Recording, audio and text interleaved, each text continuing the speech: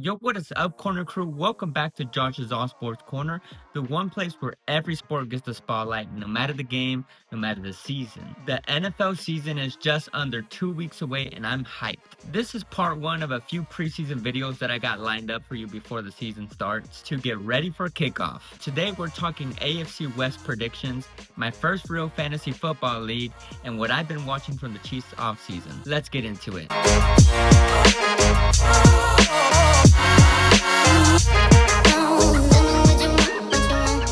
So let's go ahead and start in the wild AFC West, which, let's be real, still runs through the Chiefs until proven otherwise. But here's how I see the ceiling and the floor from every team in the division this year. So let's go ahead and start with the Chiefs Kingdom, baby. I'm predicting a ceiling of 14-3 and a floor of 12-5. Look, the Chiefs are coming off of a Super Bowl loss with a chip on their shoulder. I don't need to get into that game. It was a blowout, I know. I moved on just like that Bucs Super Bowl. We don't need to talk about it. I'm expecting a clean reload and a serious run it back. Mahomes and Reed still run the division, and this team knows how to win in the margins. I don't want to hear about no refs comments. So let's go ahead and talk about the Chargers next. I'm gonna predict a ceiling of 10-7, yes I know, and a floor of 8-9. Everyone's hyped again about Harbaugh and Herbert, and rightfully so. This is gonna be year 2, so we're hoping for some improvement. If they could be more disciplined and Herbert stays healthy, they look to push even further. Their season last year was a decent season, but they just kind of imploded in that first round in the playoffs against the Texans. You know, coming from a Chiefs fan, let's not forget the Chargers are the Chargers until proven otherwise. Yes, the play on the field may look different than under Staley, but they're traveling 37,000 miles this season. And you know, sometimes they just find new ways to lose tight games. So I'll believe it when I see it. Let's go ahead and move on to the Broncos. And for the Broncos, I kind of have the same as the Chargers. A ceiling of 10-7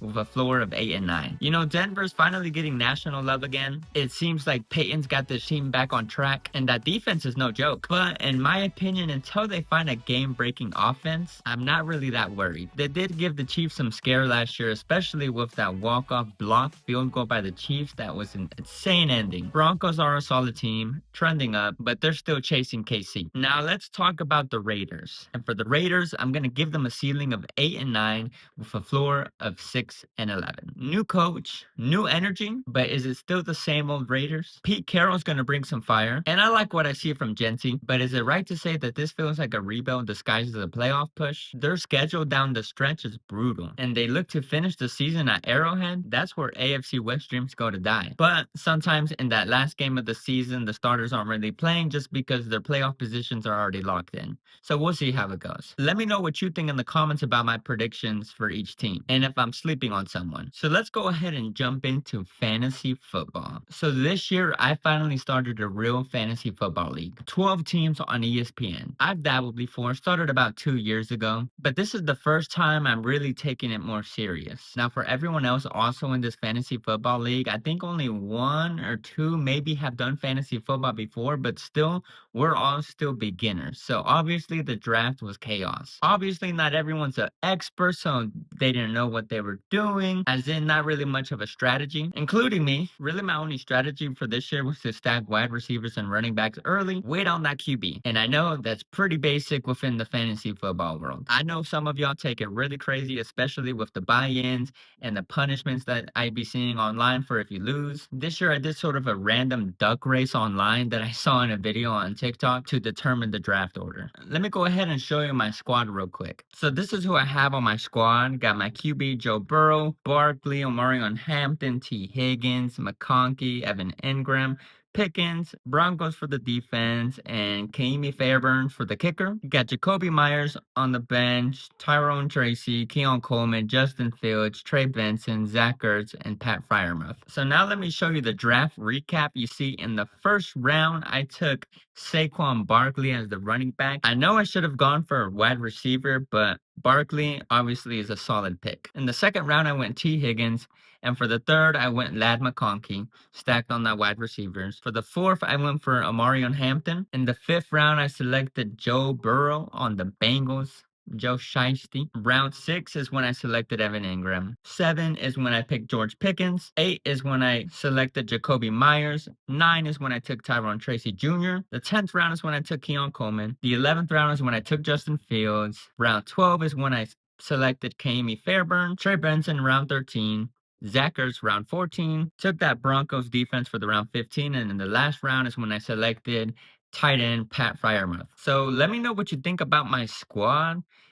In my draft grade, in that email that you get whenever you pick, I got my report card. You could say the draft was a B. Obviously, all you experts might have something different to say, but I feel like I have some solid picks. But definitely let me know. I want to hear from y'all. Who are your must-have sleepers? Any draft disasters that I should avoid maybe next year? Anyways, let me know how your fantasy football league is coming along. Who have you picked? Now, for some of you who think fantasy football is too much, I'm gonna go ahead and start a weekly pick'em group on ESPN. It's super simple. Just pick the winners each week. No stress, just vibes. Obviously, you get points for getting your picks right and 0 points for if it's wrong. I'll drop a link in the description below. Join up and see if you can beat me week to week. First place will get bragging rights. I don't really have anything planned for the winner, but we'll see. I'll also be doing shout outs and leaderboard updates every week as I look to do weekly videos on predictions. So definitely jump in. All right, let's bring it back to the kingdom. What are your initial thoughts on the Chiefs offseason? Do you think it was a quiet offseason or not? Maybe it wasn't quiet with what's been going on with Rashee Rice and his pending legal matters, but honestly, you wanted a quiet offseason when you're already elite. But here's who I've been watching closely. So we'll first start off with Rashee Rice. Rebounding from injury, big year ahead.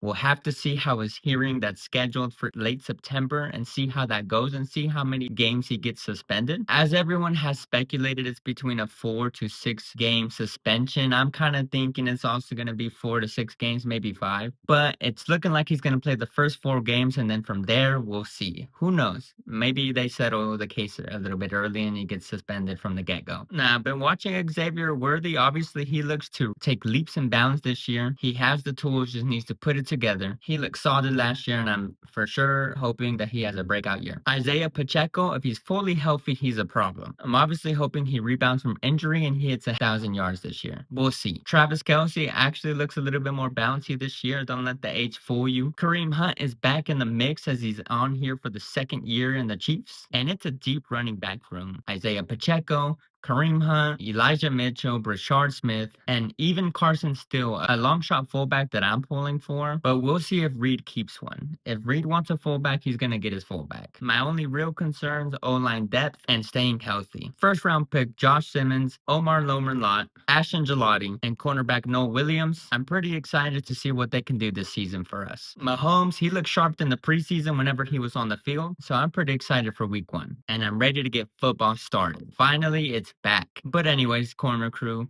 that was a wrap for part 1 of our preseason before the NFL kicks off. In the next video, I want to jump into the Chiefs' final 53-man roster as cutdown day is approaching. I also want to give a little bit of a preview of week 1 versus the Chargers in Brazil. You won't want to miss it. Hit that like button if you like this video. Subscribe if you haven't. Drop a comment about anything I've talked about today. Especially drop your AFC West predictions. Who's got the best shot at taking down the Chiefs? Thanks for watching, Corner Crew. Josh is All Sports Corner, the one place where every sport gets the spotlight, no matter the game, no matter the season. Stay locked in. Signing off.